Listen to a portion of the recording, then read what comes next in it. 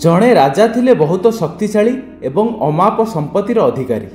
तथापि तांकर राज्य जय और संपत्ति आहरणर निशा तुटु न थाए। से निज आखपाख सबु राज्य जय कले एवं जड़े दिग्विजयी राजा भावे छाती को कुंडमोटा कले। दिने राजा खबर पाइले जे जड़े सन्थ तांको राज्य को आछंती। राजा तांको बहुत भक्ति करिथिबारु तांको देखा करिबा लागि गले। सन्थ कुटीर भितरे चिंतन रे बोड़ी रहिथिले। तांकर जड़े अनुगत सन्थंकु राजांको आसीबा खबर देला। सन्थ यह शुणी कहिले, बाबू जाई कहि दियो जे ए दरिद्र राजांको मु देखा करिबि नाही। सन्थंको अनुगत डरी मरी राजांको गोड़ तळे पड़ी ताहा कहिबारु राजा विस्मित हेले। किंतु सन्थंको एभली कहिबा पछरे किछि अर्थ बोली से भाबिले।